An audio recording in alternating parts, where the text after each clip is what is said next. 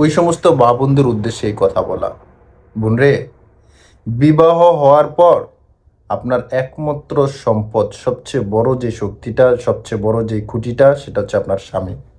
এই স্বামীর কদর যদি না করতে পারেন, আপনার মতো হতভাগা আর কেউ নাই। স্বামীর মুখে মুখে তর্ক, শ্বশুর শাশুড়ির মুখে মুখে তর্ক বিতর্ক, এমনও আছে যে স্বামীর গায়েও হাত তোলে, শ্বশুর শাশুড়ির গায়েও হাত তোলে, এমনও মা বোন আছে। তালাক হওয়ার পরে বোঝা যায় একটা নারীর, যে নারী তালাক হয়েছে সে বুঝে যে নিজের বাবা মা ভাই বোন কতটা আপন, নাকি স্বামীর বাড়িটা আপন।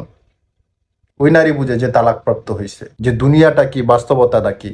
জীবনে এমন দাগ পড়বে, এমন কালি পড়বে, যেটা বাকি জীবন ধুকে ধুকে মরতে হবে। এজন্য বেশি চালাকি করবেন না। স্বামী শ্বশুর শাশুড়ির সাথে তর্ক বিতর্ক করবেন না। খাইছেন তো আলহামদুলিল্লাহ, না খাইছেন সবর করেন। আল্লাহ এর উত্তম কিছু ইনশাআল্লাহ আখেরাতে দেবে। শ্বশুর শাশুড়ির সাথে ভালো ব্যবহার আচরণ করার চেষ্টা করেন। আল্লাহ তাআলা আমাদের মা বোনদেরকে বুঝার এবং আমল করার তৌফিক দান করুন।